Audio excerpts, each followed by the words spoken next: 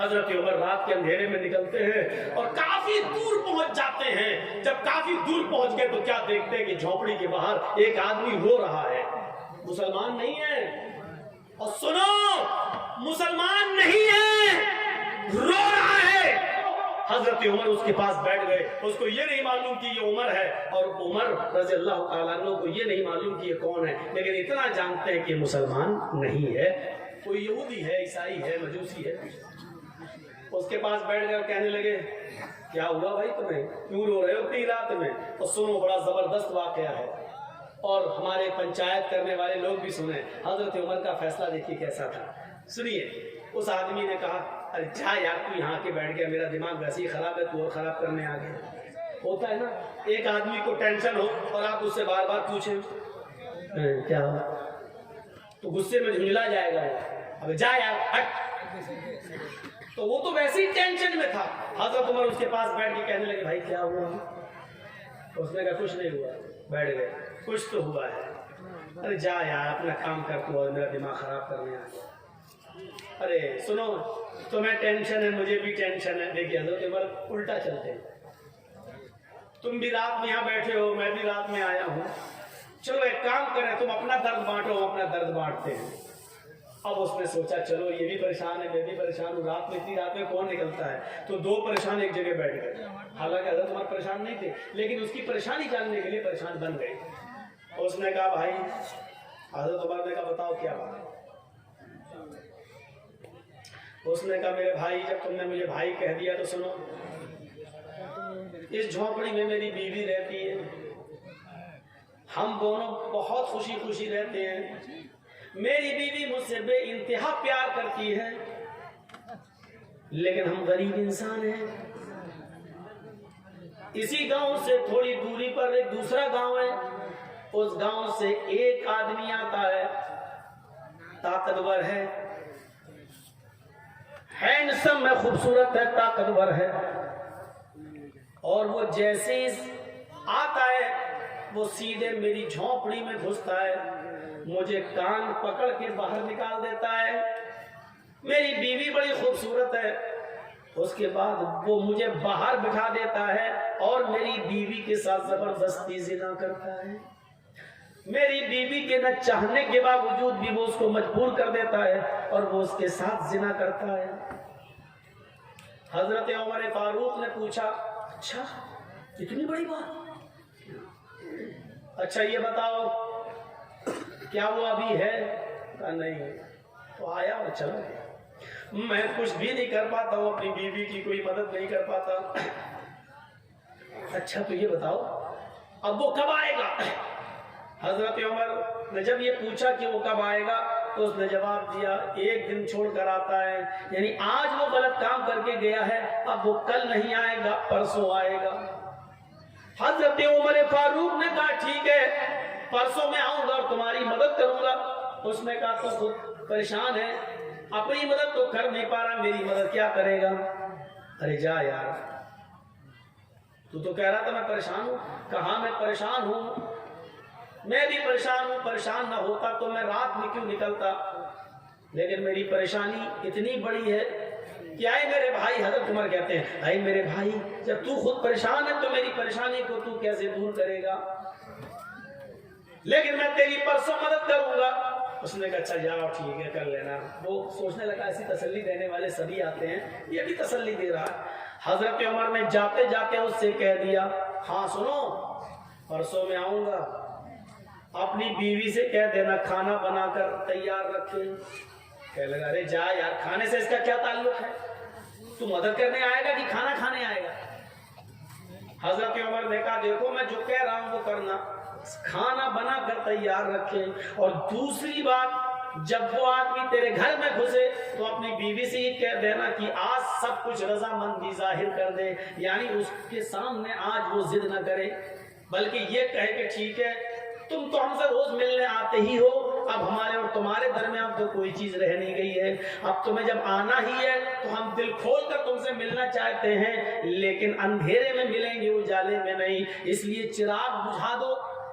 اچھا نہیں لگتا تمہاری بیوی یہ بولے اس سے کہ مجھے اچھا نہیں لگتا جب تم اس سے ہم استری کرتے ہو, زنا کرتے ہو, तो मुझे अपने पति के अलावा दूसरे का चेहरा दिखता है तो फिर मैं सपोर्ट नहीं कर पाती हूँ, अंधेरा रहेगा तो मैं तुम्हें सपोर्ट करूंगी। और ये कहकर वो चिराग बुझा दे, बकिया काम मैं संभाल लूंगा। और वो सोचने लगा क्या ये संभाले का अंधेरे में है? वो दुनिया भर की बातें सोचने लगा, लेकिन उसने सोचा चलो हजरत उमर फारूक वक्त से पहले आ गए। दूसरे एक दिन छोड़कर दूसरे दिन देखा झोपड़ी के बाहर वो आदमी टहल रहा है। हजरत उमर फारूक ने कहा ठीक है मैं आ गया हूं तुम्हारी मदद है। उसको पता ही कि क्या करेंगे, झोपड़ी के पीछे छिप जाते हैं और उस आदमी से कहते हैं कि तुम अपनी बीवी के पास जाओ, वो आएगा तो तुम्हें खुद ही कान पकड़ के बाहर निकालेगा। वो आदमी अपनी बीवी के पास चला जाता है। रात थोड़ी और अंधेरी होती है, हजरत उमर थोड़ी दूर से ये मंजर देख रहे हैं। थोड़ी देर के बाद वो एक आदमी को आते हुए देखते हैं, लेकिन शक्ल नहीं समझ में आती है कि कौन है, अंधेरे की वजह से। वो आदमी आता और सीधे झोपड़ी में घुस जाता है और उस आदमी को यानी उसके शौहर को झोपड़ी से निकाल के बाहर कर देता है। चलो, और वहीं चला गया। सारे काम समझा चुके थे। बीवी बोली ठीक है भाई, अब तुम तो आते ही हो हमारे पास, अब जिद करने से क्या फायदा, हमें भी कोई फायदा मिलेगा नहीं, हम भी जिंदगी के मजे लेना चाहते हैं। एक काम करो, जब तुम हमारे साथ मिलते हो रोशनी में, तुम्हारा चेहरा जब आता है तो पति की जगह जब मैं तुम्हें देखती हूँ तो मैं डर जाती हूँ। एक काम करो, चिराग बुझा दो और उसके बाद हमसे मिलो, फिर देखो हम तुम्हें कितना खुश करते हैं। उसने कहा चलो, अब अपने आप ही तैयार हो गई है। चिराग बुझा दिया। जैसे चिराग बुझता है, हजरत उमर फारूक ज्यादा लेट नहीं होते हैं, क्योंकि अगर लेट होंगे तो कहीं जिनाकारी ना हो जाए, उसको भी बचाना है, इसकी बीवी को उस जिना से बचाना है। जैसे चिराग बुझता है, हजरत उमर झोपड़ी के अंदर घुस जाते हैं। अब डर था, झोपड़ी के अंदर घुसने के बाद ये डर था कि मैं अपनी तलवार चलाऊं तो अंधेरे की वजह से नहीं तलवार खता न कर जाए, जिनाकार के बजाय कहीं उस आदमी की बीवी की गर्दन पर तलवार न चल जाए। इसलिए उस आवाज की तरफ जाना था जो मर्द की आवाज हो। हजरत उमर ने कहा और वो समझा कि इसका शौहर आ गया, वो समझा कि इसका शौहर आ गया। अभी तो चिराग बुझा, अभी तो कुछ हुआ ही नहीं, तू अंदर घुस गया। हजरत उमर ने फौरन उस आवाज की तरफ लपके, समझ गए कि आवाज कहां से आ रही है। फौरन लपके और उसके बड़े बड़े बाल जो थे, जैसे उसको उसके सर को पकड़ा तो उसके बड़े बड़े बाल हजरत उमर फारूक के हाथ में आ गए। अब बड़े बाल से फिर शक में पड़ गए, कहीं ये उस औरत के बाल तो नहीं है, क्योंकि आदमी के भी बाल बड़े थे। तो अब ये डर पैदा हुआ कि कहीं ये बाल बरोड़ा, अब उसकी मुंह से फिर निकलवाना चाह रहा है कुछ बात। उसने कहा अबे क्या कर रहा, अबे क्या कर रहा? समझ गए कि ये मर्द ही है, आदमी है। हजरत उमर फारूक ने फौरन तलवार उसकी गर्दन के ऊपर चला दी और उसको कत्ल कर दिया। गर्दन एक तरफ पड़ी हुई है और धड़ एक तरफ पड़ा हुआ। जल्दी कहा मेरी बहन जल्दी से चिराग जलाओ। चिराग जलाया, चिराग जैसे ही जला रोशनी हुई, गर्दन एक तरफ देखी, धड़ एक तरफ देखा, नजरें आसमान पे डालते हजरत उमर कहते हैं अल्हम्दुलिल्लाहि रब्बिल आलमीन। मेरी बहन खाना बना कर रखा था कि नहीं? उसने कहा जी भाई खाना है। फरमाया जल्दी लाओ। खाना दस्तरखान पर लग जाता है, उस आदमी की खोपड़ी पड़ी हुई है, खून पड़ा हुआ है, और वहीं पर बैठकर हजरत उमर पेट भर के खाना खाते हैं, पेट भर के खाना खाते हैं। वो आदमी बार बार देख रहा है लाश के पास बैठ के खाना खा रहा है। और जब खाना खा चुके तो चलने लगे। उस आदमी ने पीछे से पकड़ा, भैया कहाँ जा रहे हो? जा रहा हूँ अपने घर। ये लाश का लाश क्या, उसका तो काम हो गया। कहा अगर इस मुल्क के अमीरुल मोमिनीन को उमर फारूक को अगर पता चला और सुबह चर्चा हुआ कि इस घर में लाश निकली, तो कहीं ऐसा न हो कि इसके कत्ल के इल्जाम में मेरी गर्दन उड़वा दें। तुम उमर का इंसाफ नहीं जानते हो। हजरत उमर मुस्कुराते हैं और कहते हैं तुम्हें डरने की जरूरत नहीं है। कल सुबह मेरे ही दरबार खिलाफत से कुछ लोग आएंगे, अभी आएंगे थोड़ी देर के बाद, اور اس کی ڈیڈ باڈی کو اٹھا کر لے جائیں گے, اس کو سینے کے بعد جا کر قبر میں دفن کر دیں گے, تمہیں کچھ کرنے کی ضرورت نہیں ہے. بھیا تم ہو کون؟ کہا میں ہی امیر المومنین ہوں, میں عمر ہوں, اور میں اس دن تمہاری داستان سننے کے بعد بہت پریشان ہوا, بس ٹھیک ہے میں جا رہا ہوں. اس نے کہا امیر المومنین 2-3 سوالوں کے کیا آپ مجھے جواب دینا پسند کریں گے؟ فرمایا بتاؤ کیا ہے, بتاؤ کیا ہے. اس نے کہا امیر المومنین اتنا بتائیے کہ آپ نے کھانا بنانے کے لیے کیوں کہا تھا پرسوں کہ کھانا بنا کر تیار رکھنا, اس قتل سے کھانے کا کیا تعلق تھا؟ امیر المومنین چراغ بجھانے کے لیے آپ نے کیوں کہا تھا؟ کیونکہ اندھیرے میں تو ڈرتا کہ کہیں تلوار میری بیوی کی گردن پہ نہ چل جائے, روشنی میں تو آپ قتل اور اچھا کر سکتے تھے, لیکن آپ نے روشنی کے بجائے اندھیرے میں قتل کرنا گوارا کیا ہے. آپ نے اندھیرا کیوں پسند کیا ہے جبکہ روشنی میں آپ کسی کو اچھی طریقے سے مار سکتے تھے, لیکن روشنی کے بجائے آپ نے اندھیرے میں قتل کیا. اور جب آپ نے لاش دیکھی تو کسی کے مرنے کے بعد انا للہ پڑھا جاتا ہے, لیکن میں نے آپ کی زبان سے سنا ہے کہ آپ نے انا للہ کے بجائے جب لاش دیکھی تو الحمدللہ رب العالمین پڑھا ہے. یہ الٹی دعائیں آپ نے کب سے سیکھی ہو پڑھی؟ اس نے حضرت عمر کا جواب سنو کیا جواب تھا. حضرت عمر فرماتے ہیں اے میرے بھائی, جب تو نے مجھے اپنی داستان سنائی اور تو نے کہا کہ میں بھوکا ہوں, کھانا نہیں کھاتا اس لیے کہ میں اپنی بیوی کی مدد نہیں کر سکتا, جب تک میں اپنی بیوی کو ظلم سے بچا نہ لوں میں کھانا نہیں کھاؤں گا. جب تو نے مجھ سے یہ بات کہی تو اس وقت میں نے دل میں سوچا اے عمر تو کتنا بد نصیب ہے, تو کتنا مطلب پرست ہے. تیرے خلافت کے زمانے میں, تیرے دربار خلافت میں, تیرے دور خلافت میں ایک غریب آدمی کی بیوی کے اوپر ظلم ہو رہا ہے اور تو بستر پر چادر اوڑھ کے سوتا رہتا ہے. کل قیامت کے دن تجھے جواب دینا ہوگا. اے میرے غریب بھائی, جب تو نے مجھے یہ بتایا کہ ایک آدمی آتا ہے اور میری بیوی سے زنا کرتا ہے تو میں نے پرسوں ہی عہد کر لیا تھا کہ عمر اس وقت تک کھانے کا ایک لقمہ نہیں کھائے گا, اپنے حلق کے نیچے نہیں لائے گا جب تک کہ اس آدمی کو قتل نہیں کر دے گا, اور اس آدمی کی پریشانی سے میں تجھے نجات نہیں دلا دوں گا تب تک میں نہیں کھاؤں گا. میں پرسوں سے اب تک بھوکا تھا, صرف پانی پی رہا تھا یا ایک آدھ کھجور کھا لیتا تھا, لیکن کھانے کا ایک لقمہ بھی میں نے نہیں کھایا کیونکہ میں تیری مدد کرنا چاہتا تھا. اس لیے میں نے کہا تھا کہ کھانا بنا کر رکھنا. آج اس آدمی کے سامنے میں نے کھایا کھانا اس لیے کہ میں 2 دن سے بھوکا تھا اور آج میں نے پیٹ بھر کے کھانا کھایا. اچھا ٹھیک ہے, لیکن اندھیرے میں قتل کیوں کیا؟ کہا جب تو نے مجھے بتایا ایک آدمی آتا ہے ہٹا کھٹا ہینڈسم ہے, تندرست ہے, اور وہ میری بیوی سے زنا کرتا ہے تو میرے دل میں یہ خیال آیا اے عمر, ہٹا کھٹا نوجوان کوئی آتا ہے اس کی بیوی سے زنا کرتا ہے, اس کو معلوم ہے کہ عمر کی حکومت ہے اور عمر بہت زبردست انصاف کرتے ہیں, اس کے باوجود اس کو ڈر نہیں کہیں ایسا تو نہیں کہ وہ عمر کا بیٹا ہو یا عمر کا بھتیجا ہو یا عمر کا کوئی رشتہ دار ہو. میں نے یہ سوچا اتنا گندا کام اتنی بہادری کے ساتھ رات کے اندھیرے میں اگر کوئی کر رہا ہے تو اس کا عمر کے رشتہ داری سے کوئی تعلق تو نہیں ہے.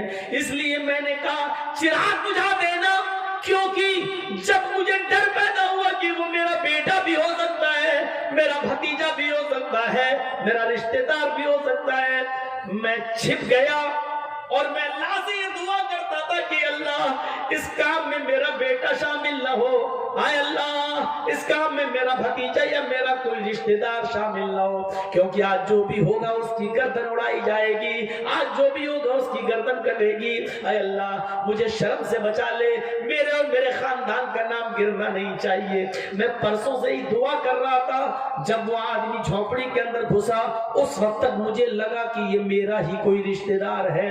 اس کی چال, اس کی قد و قامت مجھے بتلا رہی تھی, اس کا نگر طریقے سے बेबाकी के साथ आना और झोपड़ी में बेखौफ घुस जाना, ये मुझे बतला रहा था कि वो मेरा कोई रिश्तेदार ही है। जब वो अंदर घुसा और तुम्हारी बीवी ने उसको अपनी बातों में लपेटा और चिराग बुझ गया, तो मैं अंदर गया और चिराग बुझाने के लिए, मैंने ही परसों कहा था तुमसे, लेकिन चिराग जब बुझ गया मैं अंदर गया। मैंने चिराग बुझाने के लिए इसलिए कहा था कि अगर चिराग चल रहा होता और मैं झोपड़ी के अंदर घुस जाता और मेरी नजर पड़ती उस मुजरिम के ऊपर और पता चलता कि ये तो मेरा बेटा है, मेरा भतीजा है या मेरा कोई रिश्तेदार है, तो हो सकता था कि अपने रिश्तेदार या बेटे या भतीजे को देखकर मेरा गुस्सा ठंडा हो जाता और फिर मैं अपनी तलवार उसकी गर्दन पर न चलाता और तुम्हें बुलाकर रजामंदी का इजहार करता, ले दे के मामला बनाने की कोशिश करता और ये कहता कि कुछ मान ले ले और मामले को यहीं खत्म कर दे। हो सकता था अगर मेरा रिश्तेदार होता तो मैं तुम्हें मनाता, शायद मेरी तलवार न चलती, मेरा गुस्सा ठंडा हो जाता। इसलिए मैंने चिराग बुझाने का हुक्म दिया था ताकि जब मैं तलवार चलाऊं तो मुझे ये पता न हो कि मैं तलवार अपने बेटे, भतीजे या रिश्तेदार पर चला रहा हूं या किसी खैर पर। फिर मैंने तलवार चलाई, अल्लाह की कसम उस वक्त तक भी मुझे यकीन नहीं था कि मेरी तलवार किस पे चल रही है। मैं यही समझ रहा था ये कोई मेरा रिश्तेदार ही होगा। मैंने अपनी तलवार उसकी गर्दन पे चलाई, जब तलवार से उसकी गर्दन कट के जमीन पे गिरी तो मैंने कहा चिराग चलाओ, क्योंकि मुझे ये देखना था कि ये कोई मेरा बेटा, मेरा भतीजा या मेरे गांव का रिश्तेदार तो नहीं है।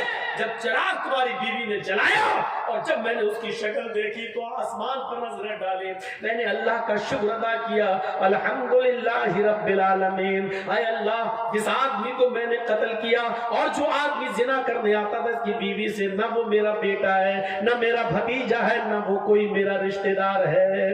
ये काम भी एक यहूदी ही कर रहा था, यहूदी की बीवी के साथ। मरने वाले में कोई मुसलमान नहीं है, कोई रिश्तेदार नहीं है। इस पर मैंने अल्लाह ताला का शुक्र अदा किया और इसलिए मैंने अल्हम्दुलिल्लाह कहा, इन्ना लिल्लाह नहीं कहा। तो मेरे भाइयों, इस तरीके से अदल और इंसाफ करते थे। चूंकि उसकी बीवी मजबूर थी, वो जिना नहीं करवाना चाहती थी, सिर्फ आदमी की गलती थी, इसलिए हजरत उमर ने आदमी को कत्ल किया, मर्द को कत्ल किया और उसकी बीवी को उसके जुल्म से आजाद करा दिया। तो इंसाफ ये होना चाहिए और इंसाफ का तकाजा भी यही कहता है कि अदल अदल है और अदल के साथ समझौता नहीं होना चाहिए।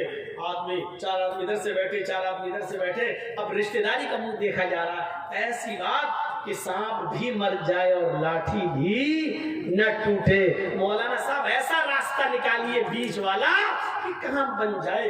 नहीं, इस्लाम की दृष्टि में ये नहीं, जुर्म को जुर्म कहो, इंसाफ और अमन को अमन कहो, अदल को अदल कहो, सच को सच कहो, झूठ को झूठ कहो। यही इस्लाम सिखाता है, यही इस्लाम की दावत है और यही इस्लाम कहता है कि वो कोई भी हो, किसी भी धर्म का मानने वाला हो, इंसानियत का दामन आपके हाथ से नहीं छूटना चाहिए, अदल होना चाहिए, इंसाफ होना चाहिए। और यही सब मजहब की तालीम है, सारे धर्म की यही तालीम है। मेरे भाइयों, इस्लाम चूंकि सब धर्मों से में आला है, अफजल है, इसलिए इस्लाम ने सबसे ज्यादा इंसानियत को फरोग दिया है। इंसानियत को यहां तक कहा है कि अगर किसी औरत के पेट में नाजायज बच्चा भी है, अगर कॉलेज में पढ़ते हैं लड़का और लड़की, स्टूडेंट हैं और लड़का और लड़की से गलती हो गई और दोनों किसी होटल में या किसी प्राइवेट रूम में जाकर मुंह काला कर लिए और हजार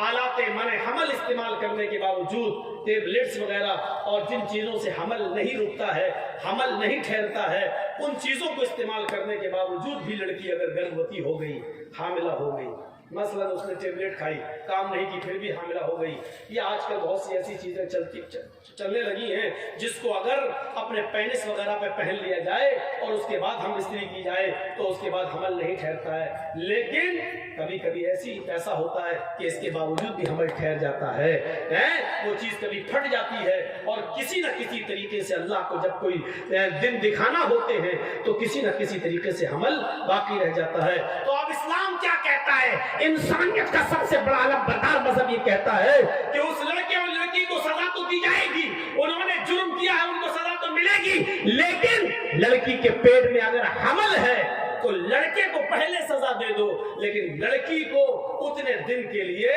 ملتوی کر دو جب تک کہ اس کے پیٹ کا بچہ باہر نہ آ جائے۔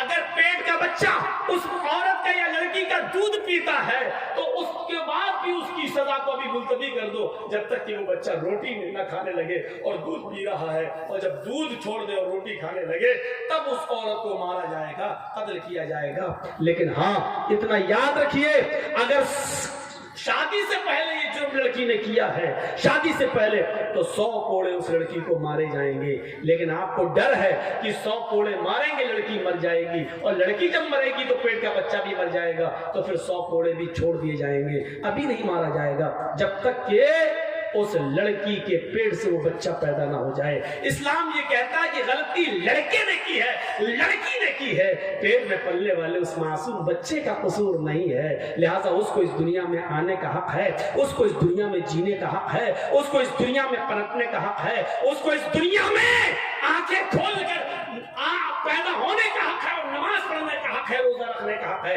اگرچہ اس کا باپ ناجائز ہے، اس کی ماں ناجائز ہے، لیکن جب وہ بچہ باہر پیدا ہوگا تو اس کی نماز جائز مانی جائے گی، اس کے روزے جائز مانے جائیں گے، اور وہ جب شادی کرے گا تو اس کا نکاح جائز مانا جائے گا۔ میرے بھائیوں، یہ اسلام کسی معصوم کو سزا نہیں دیتا ہے، کسی ایسے شخص کو جس کا کوئی قصور ہی نہ ہو اس کو سزا نہیں دیتا ہے۔